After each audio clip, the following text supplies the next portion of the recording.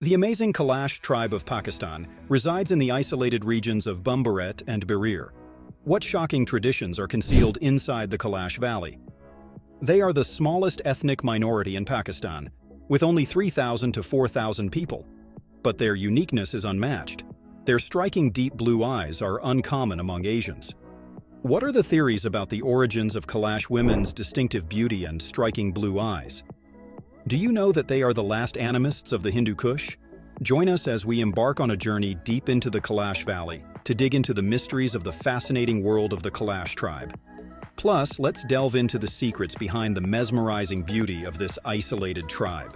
Can you believe almost anything is possible for women in Pakistan? You heard it right.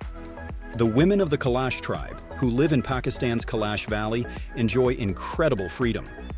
The people of Pakistan refer to the Kalash as the Kafir tribe. They embrace animism and reject the social norms of their predominantly Muslim nation. The Kalash people are not Muslims, and they worship a pantheon of gods and goddesses. They love nature and follow their own traditions and beliefs. Why do the Pakistanis push them aside? Their deviation from Islamic customs, along with the intricacy of their religion, language, and rituals, puzzled outsiders and led to their marginalization. Many think of the Kalash as a unique ethno-religious group, different from Pakistani norms. Some even link them to ancient Hinduism. However, back in the 20th century, there was a deliberate attempt to make the Kalash convert to Islam. Can you believe it? Some gave in to these influences, but they had to pay a heavy price, being kicked out of their own community. Most of them were saying no to Islamization, and because of this stubborn refusal to change, their centuries-long traditions are still alive today. The Kalash group has a more free-spirited approach to living, rejecting the strict regulations about acceptable interactions between men and women. Men and women go to the same school, take the same classes, and engage in activities like singing, dancing, and playing together.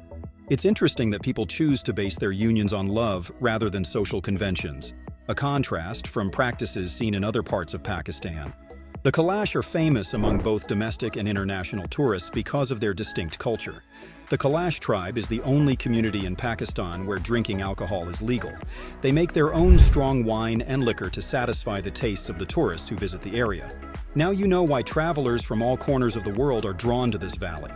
And let me tell you, they can't resist the temptation of this special drink. Three main celebrations are popular within the rich tapestry of Kalash costumes.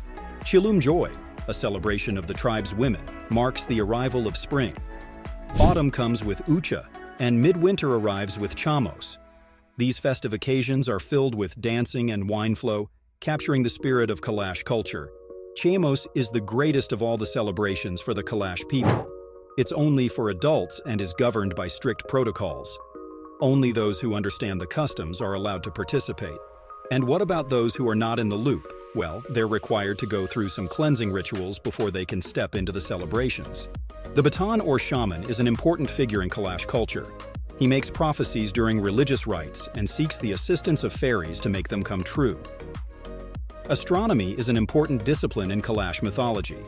The Kalash believe that on December 21st, a new sun rises, which influences the land's flora and animals. One important custom involves isolating young men in the mountains, where they live alongside goats and rely on the milk and meat of goats for survival. Only those who pass this endurance test are permitted to participate in the event. The Kalash have maintained their ancient traditions, which include superstitions about menstruation and pregnancy. Women are transferred to a site called Bashali, a dormitory-like building remote from the community, once they become pregnant or menstrual. They are not allowed to communicate with their families or anybody else during this period. Each Kalash village has a Bashali located outside the settlement. Although families feed these women, they are not allowed to see them until the end of the seclusion period. They are allowed to return to the community and celebrate only after they have finished menstruation or given birth. Despite this isolation, women play a significant role, from proposing marriage to ending relationships and declaring their affections. The community is well aware of their sentiments. This custom showcases the intricate social structure and deep-rooted customs that characterize Kalash society. There's a heated argument among the Kalash tribe about the tradition of women eloping with the partners of their choice. They move into the husband's family home after they elope. But there's a catch. The woman must return to her parents' home for a formal marriage ceremony 2 months later.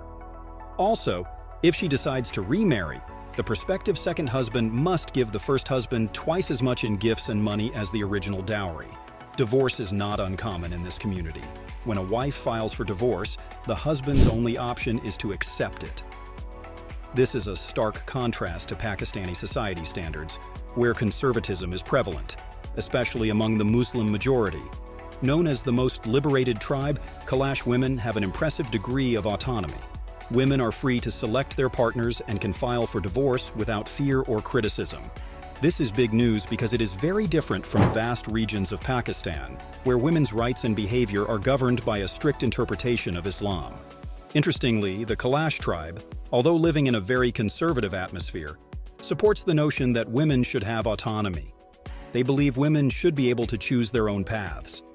Do these women always have this much freedom? Not really. This independence doesn't apply to marriages outside the tribe. In fact, many Kalash women elope with Muslim men. They soon discover that their marriages are falling apart because of disagreements with their Muslim in-laws' traditional beliefs. They can come back, but it's not an easy journey. When they return to their tribe, they face many challenges. The tribe might restrict them, keep them away from others, and even ban them from joining Kalash celebrations. Despite the fact that women have greater freedom and equality than men, certain tasks are still gender-biased. Men often engage in hard labor or go out and sell goods, while women handle most household chores. Another interesting rule is that women must bathe and wash their clothes separately from men. There's more to the story. There's an event called Babel that happens during the Shamos festival. Once their seclusion is over, young males are free to have personal relations with any lady they choose, regardless of her marital status. Is this really true? Not at all. It turns out these are just malicious rumors from outsiders. The Kalash tribe firmly denies this custom, asserting it was fabricated solely to damage their reputation. Why do Kalash women have such great respect? Maybe that's because members of the Kalash tribe have stunning looks. They have striking blue eyes and pale skin that have come to symbolize their attraction. When it comes to style, Kalash women are trailblazers, setting standards that even modern Pakistani looks aim to match. Their brightly colored head coverings and finely woven clothing, along with their elegantly braided hairstyles, are a brilliant representation of their traditional dress. It makes sense why men think so highly of them. Visitors to their region often compare it to entering a magical realm and refer to it as the Valley of Fairies.